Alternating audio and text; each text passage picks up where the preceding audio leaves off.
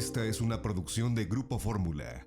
Ahora de viva voz el doctor Fluvio Ruiz Alarcón, especialista reconocidísimo y muy prestigioso en temas energéticos y de energías renovables, graduado de la Sorbona de París. Mi querido Fluvio, gracias por estar con nosotros y gracias siempre por tu magnífica disposición para apoyar nuestros esfuerzos informativos desde Querido siempre, Ricardo, porque muchos te días, muy buenos consideramos... días, un gusto como siempre estar contigo y con toda la familia detrás de la noticia. Así es, te consideramos parte de la familia. Siempre digo con mucho orgullo que fuiste nuestro colaborador permanente durante un buen rato.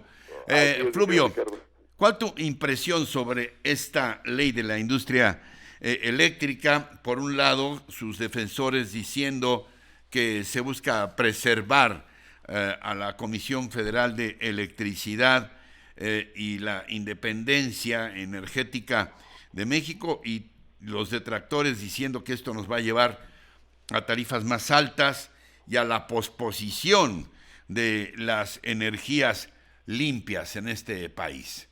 Fluvio. Sí, mira, me parece que esta iniciativa en efecto busca fortalecer el papel de la Comisión Federal de Electricidad en el sector eléctrico, que empezó a ser minado, debilitado desde finales del siglo pasado, desde que se definió como servicio público de energía eléctrica, todo lo que no era CFE, e incluso hubo una serie de medidas que en ese momento, yo creo que es importante decirlo, en ese momento sí eran un mecanismo para eludir a la propia Constitución, o como la propia exposición de motivos de esta iniciativa de ley lo recuerda, los permisos para las sociedades de autoabasto, en efecto, en ese momento eran este tipo de instrumentos, ¿no?, que terminaron simulando una especie de club privado de energía eléctrica en contraposición de las disposiciones constitucionales.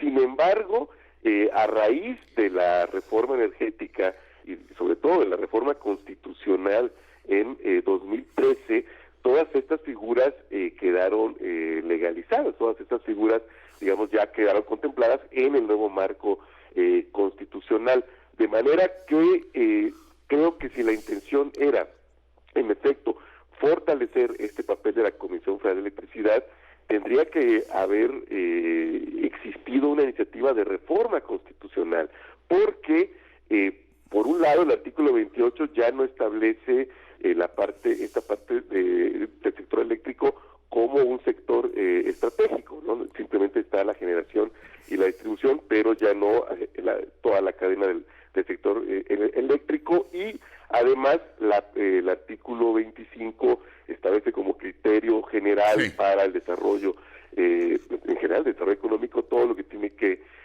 ver con impulso a la competitividad, apoyo al fomento a la inversión privada, en fin.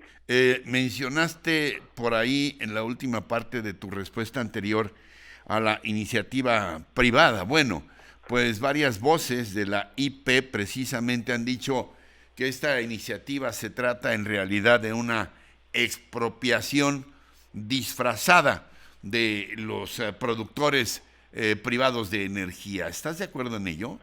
Quizás sea el término, el concepto sea algo excesivo, pero lo cierto es que en efecto deja, digamos, en una situación muy frágil a quienes poseen plantas privadas de generación eléctrica, ¿no? Porque justamente uno de los flancos que sí se abren con esta iniciativa de ley a partir de los artículos transitorios de la misma, es que sí hay la posibilidad de que se pueda interpretar como que se busca una aplicación retroactiva de la ley, por lo que comentábamos un poquito antes de la pausa, ¿no? Que antes de la reforma energética de 2013 sí había figuras que se podrían decir, incluso hubo alguna resolución de la Corte que no llegó al fondo, pero que sí tangencialmente planteó que eran figuras que iban más allá de la Constitución, como los permisos para las sociedades de autoabasto, ¿no? Pero eso era antes de la reforma. Evidentemente, ya con la apertura del sector energético en general y sobre todo desde el eléctrico, que como hemos comentado en algunas otras ocasiones, mi querido Ricardo, es una apertura mucho más agresiva que la que se dio en el sector petrolero. Entonces, Yo coincidir con que se trate de una expropiación indirecta, sí me parece que hay una idea o una intención de que pues las plantas privadas que se usen solamente a partir de ciertos niveles de consumo de electricidad, lo que las dejaría en una cuestión muy frágil, ¿no?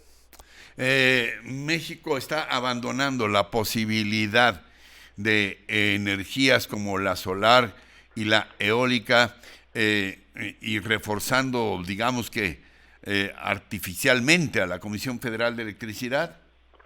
Sí, el problema es que no las abandonó, pero claramente no hay con esta disposición legal, salvo que la Comisión Federal de Electricidad iniciara un plan de inversión muy agresivo en estas energías, que no se ve, que no es el caso. El plan de negocios de la Comisión Federal de Electricidad no contempla un impulso importante a las energías renovables, de tal suerte que lo que sí me parece una consecuencia esperable de esta iniciativa es que no se cumplan los compromisos de nuestro país, tanto en materia de acuerdos internacionales, ¿no?, en particular el Acuerdo de París, como incluso habría que revisar las disposiciones contenidas en la Ley de Transición Energética, ¿no? Creo que sí, las energías renovables... ¿En el propio TEMEC?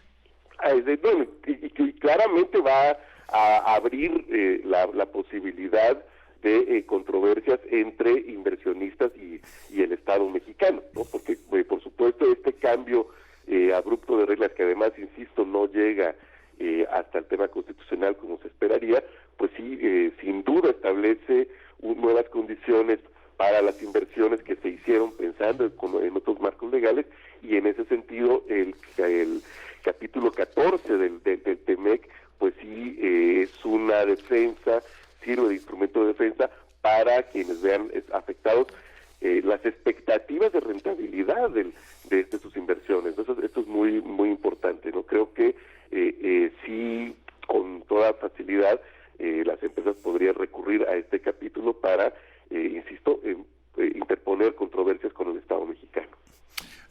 Fluvio, ¿algo más que quieras puntualizar que no te haya preguntado sobre este tema?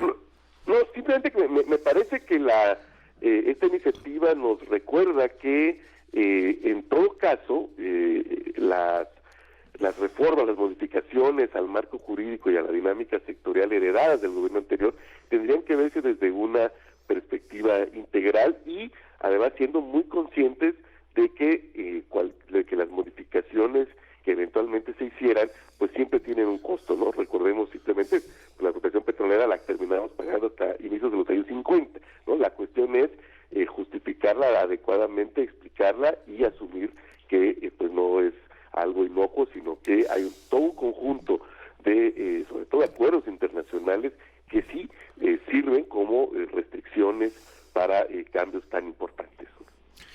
Fluvio, como siempre, gracias, te mando un abrazo, gracias por estar con nosotros. Un fuerte abrazo, mi querido Ricardo, y espero nos escuchemos pronto. Por supuesto que sí, gracias, hasta pronto. Hasta luego. Fluvio Ruiz, especialista en temas energéticos, graduado de la Sorbona en esta área. Encuentra más contenido como este en radioformula.mx.